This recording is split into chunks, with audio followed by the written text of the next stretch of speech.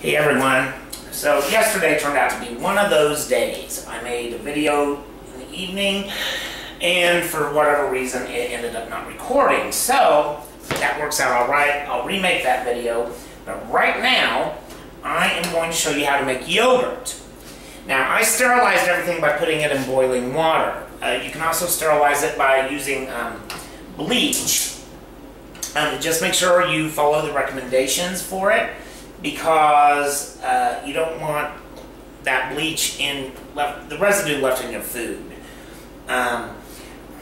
So what we start off with today, we're making yogurt, and I've got another pot going, but that's for the second video.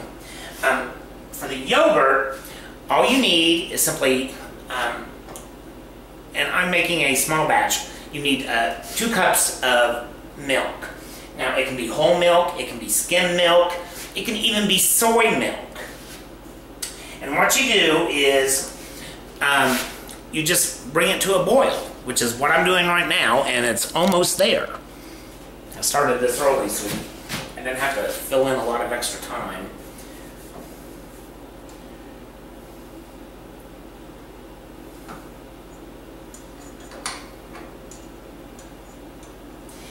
Now, I read my little instant read thermometer. Let me see if I can get this a little bit closer. I took 2 chopsticks, 2 rubber bands, and one of them even broke, so I ended up tying it, and stuck my instant thermometer down in there so that the bottom of it doesn't touch the bottom of the pot. Anyway, so you bring the milk to a boil, and then you shut it off. And we're going to let that cool down now till it's less than 105 degrees. And once it's, now gotta widen that out. I really need a cameraman. Anyway, so now we let it cool back down to 105 degrees.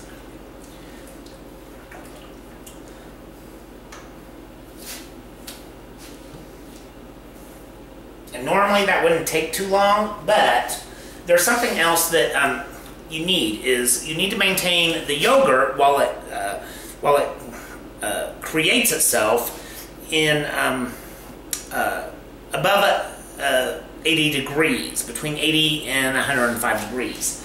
Now you also need some store-bought yogurt, and the only plain yogurt they have down at our store just happened to be Greek yogurt, which is fine. It just, I can buy a giant quart of yogurt, but then why make my own? This turns out to be much cheaper. And so I do this, and as that cools, you'll also need something to put it into. Now, I have a neighbor that made some wonderful, wonderful pickled vegetables this summer, and this is one of the jars that he gave me that in. And I'm going to pour the milk over into the jar. Like I said, everything went, see that giant pot? I have a pot I can boil things in. If you don't have one, don't worry about it. It's not the end of the world.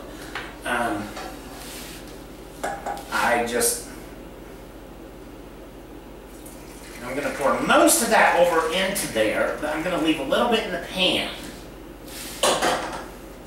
And the reason why I'm doing that is we have to be able to mix in the yogurt, and we want that nice and cool. So, take another reading.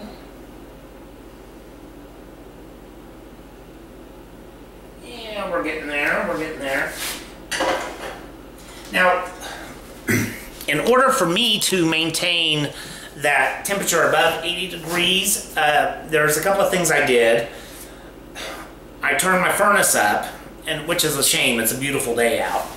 I turned my furnace up and heated up the whole house, and at the same time, in my bathroom, I have one of the heaters. It's a vent, a heater, and the light is all in a little thing. I turned the heater on in there, and that brought my bathroom temperature up above 80 degrees. Trust me, it's a sauna. And let's see where we're at. We're getting close. Just a little bit longer. This is so easy to do. It's amazing. Excuse me.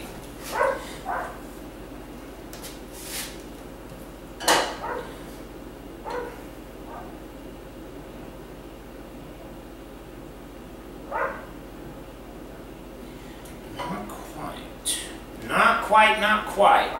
Making this type of stuff at home, people get so freaked out about doing things at home, and yet it's like, oh, you have to do this and do this and do that. Pioneers used to make their own, they didn't make, well, out here they didn't make yogurt, but they made their own cheeses, which is what the other pot's for. They made their own cheese, they canned their own vegetables and all that type of stuff. And our grandparents survived. They knew what to look for, you know, and we are now at a nice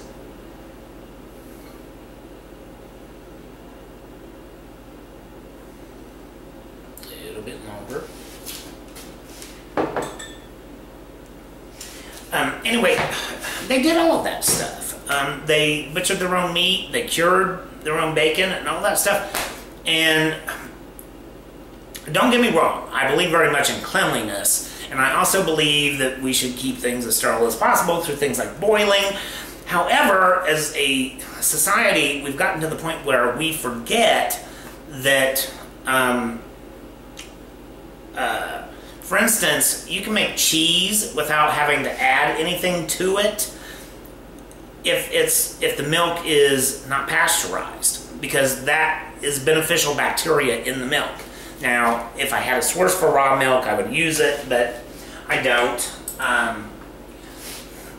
The other side of that is when you're dealing with today, the way our food is produced today, where you have 100 cows getting milked at a time, and it all gets put into one giant vat, and then it's shipped off and bottled and all that stuff for our consumption, you end up with widespread outbreaks of things. And that used to not happen. So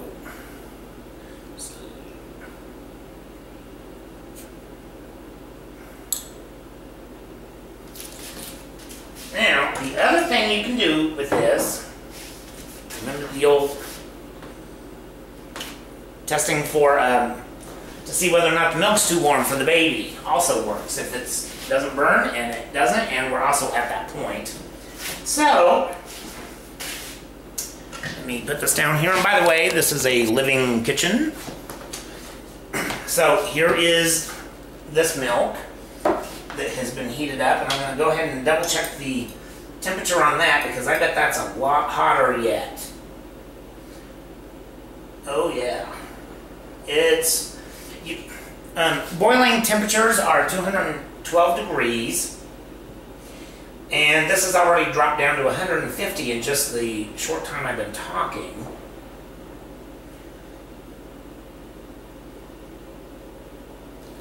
So what we're going to do is, I'm going to take half of this, or not quite half, and you don't even have to use that much. It's just what I'm using, and then you whisk it together. You don't want big clumps of the original yogurt in there. Now this will start to form the yogurt immediately.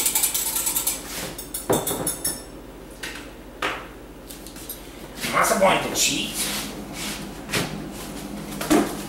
Put this and put this up in my freezer.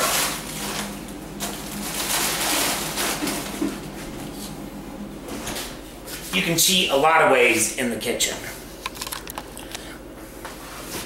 And so while that's coming down to cool, I'm going to shut off the video, and then I'm going to start on the next one, which is now ready to begin.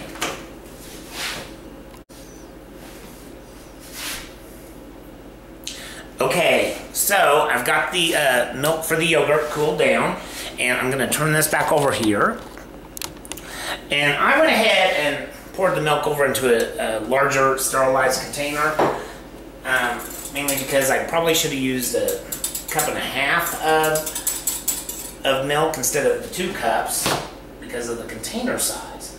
Then what you do, I'm pouring in the mixture of the milk and yogurt that I had already made,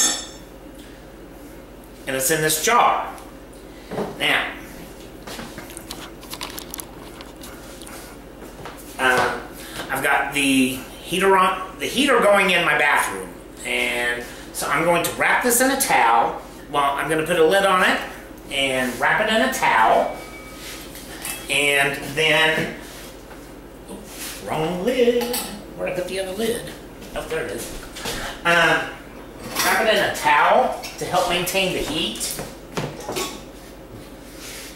Now, when it comes to yogurt, you don't want to jar it, you don't want to shake it until it is done being made. And so I'll show you that when it's all said and done.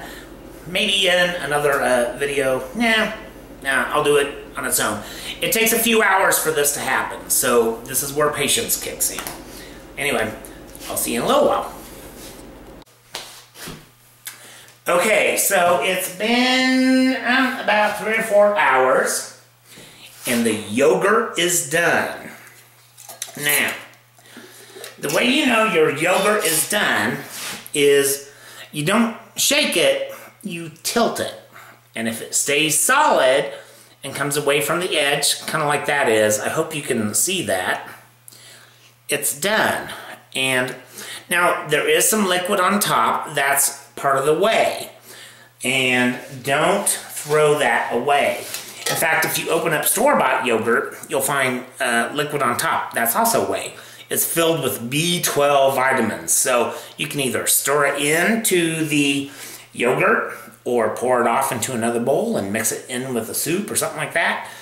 B12, that's some awesome vitamins. So now it goes in the fridge. And that is how you make yogurt. And now I gotta finally shut off the heater in the bathroom and open up the windows and doors because it may be almost 8 o'clock tonight, but it's still beautiful out. And in fact, I have a whole bunch of, well, I have things I still have to do this evening. I'm very excited because my mom just now, here it is January, and she just got my, she just figured out how to open up an email I sent her a long time ago with my roasted garlic video, which was the very first one, and she called me up and she was like, David, you need to clean up the shelf above the stove, you need to do this, this, and this, and she said, I'm not critiquing you, and I'm like, yeah, you are, Mom, but that made my whole evening, because my mom finally saw, she paid for the camera, so she finally saw what I've been doing, and she liked it. Anyway, so I'm going to shut the camera down now because we have to deal with that cheese on the other video that I'm making at the same time. Ooh, I'm multitasking. Anyway, have a wonderful evening.